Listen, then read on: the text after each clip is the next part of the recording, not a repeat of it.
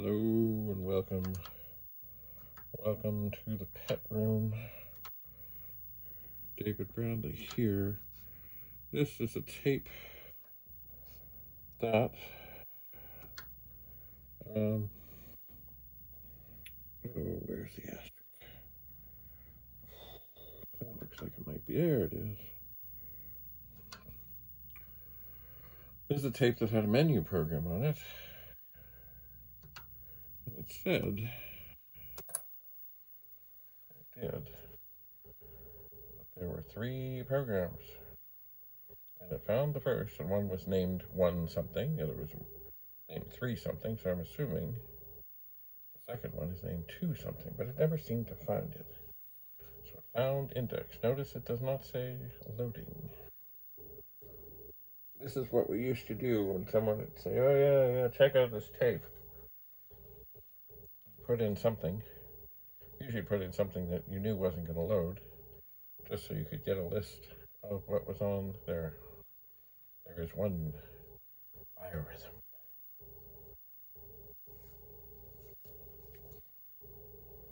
But is it going to find the second program? Maybe. Maybe not. This was part of the intrigue and the mystery and the magic. Sitting in the little room with the card reader and the hopper, listening to the thing go ka-choink, ka-choink, ka-choink, and sending all our programs down to the Board of Education office for processing. Meanwhile, sitting there, typing in things, looking at tapes, hoping that whatever you loaded or wanted to load would load. And generally they would, because the tapes were new and the data set was pretty new and everything was pretty fine. But it was the magic of watching and searching. We're all searching for some. Found 2. Okay, but it didn't say loading. Maybe the asterisk is not helping.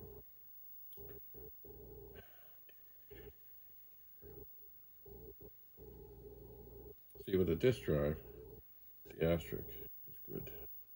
All right, I'm going to press stop. I'm going to back up a little ways. I'm going to say count to 5. 1, 2, 3, 4, 5. And I'm going to type load quote 2 quote. And I'm going to press play. I would like to think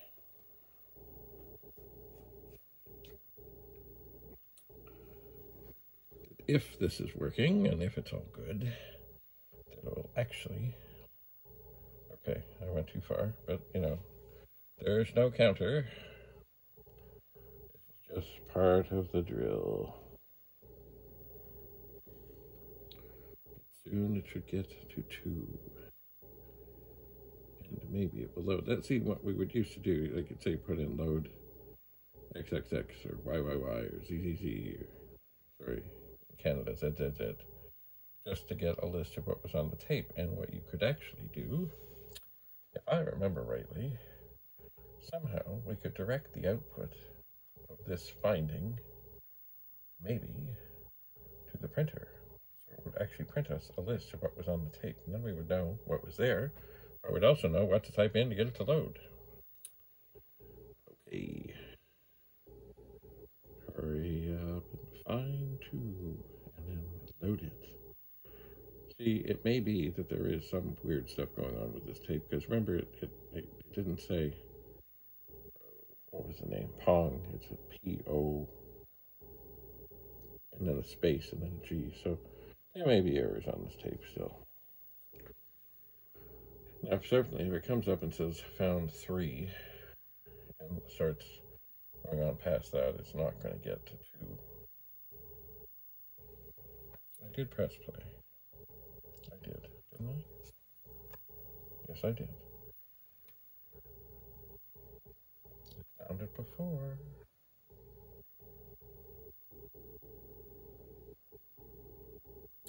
But I didn't find it the first time through when I just said load.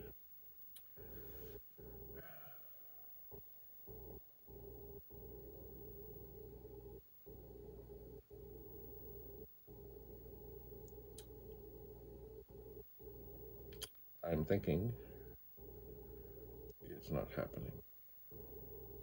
It's probably going to come up in a moment and say that it's found 3 something Pong.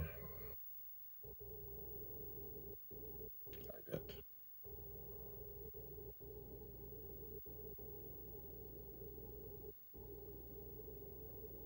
Maybe. It's too bad because it does look like that. That's, oh, yeah, found 3. Target Pog.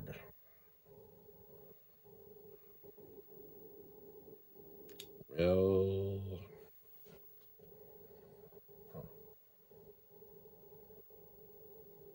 it's funny, it found it. Maybe if I had just put in the 2 in the first place, maybe it would have loaded, because that certainly did take a long time to go past.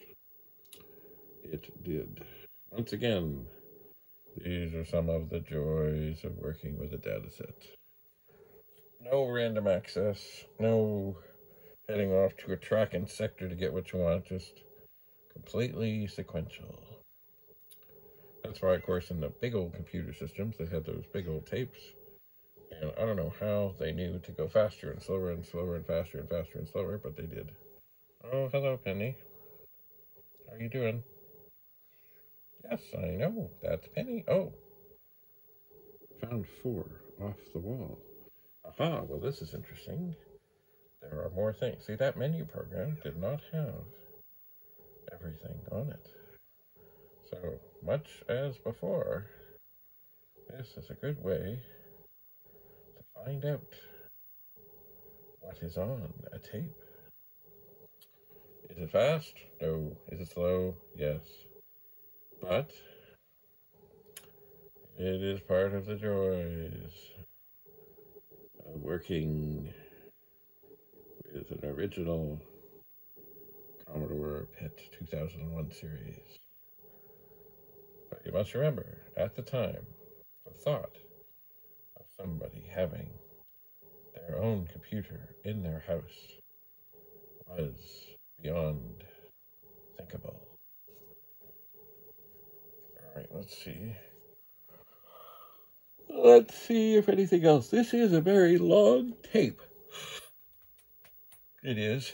You can always tell, and actually the best thing, it's not really good to use really long tapes. It really isn't, because they do have a tendency to stretch, and sometimes the data sets,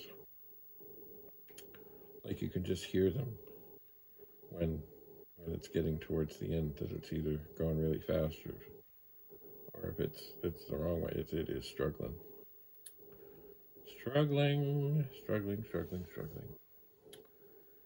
Anyway.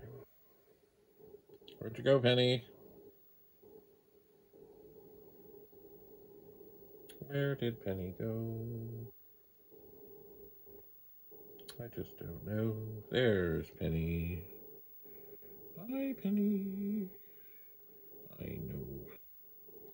Yes, we're looking at stuff on a data set here.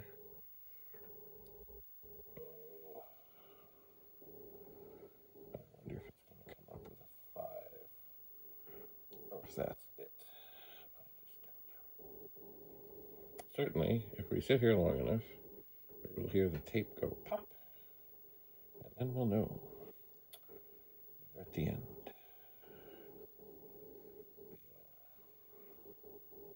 Anyway, I will look. I know somewhere I do have some tapes. There you go, Penny. That have never been used.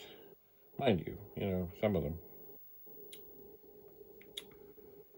Some of them are long. There was a place across the street, of all places, the T-Bug office used to be on Avenue Road, right across from Wilf Meisner, the chiropractor, and the Black Cat. There was a place right in there, tucked in there, called C&L Audio, and I don't know what C&L stood for, but it wasn't long before T-Bug started to get them to copy the tapes, because, the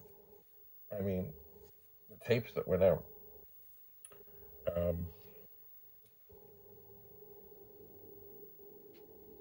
it was very slow to make such things, and C&L Audio, their whole thing was to be able to copy, and to them, it didn't matter to them if it was music or voice or data or whatever. And they would figure out how long the tape had to be, and that's how long the tape was. So you didn't have humongously, like you'd never had like a 90-minute thing. And I think from what I remember, and it was Chris Bennett who used to put these things together, there would be some... Penny, you're messing with my curtain. Chris Bennett would be putting these things together, and I believe... maybe not. Maybe everything was on the one side, and maybe it was also on the other side. Once again, kind of like what Commodore used to do, in that if one side goes bad, the other side is probably okay. Anyway, this is chugging along much too long for there to be something else on here, from what I can tell. So, I think that is enough for now. So I'm going to press run stop, which makes the motor stop. I'm going to rewind, and you can hear that this is struggling. It is struggling. But it's getting there. Yeah, it's really slowing down. And see, that too can cause load errors and other things. Yeah, it's fighting. I don't know if it's going to make it even. Oh, it made it. All right. Well, interesting. I'll continue to experiment with this tape the next time we meet. Have a lovely, lovely day. Bye for now.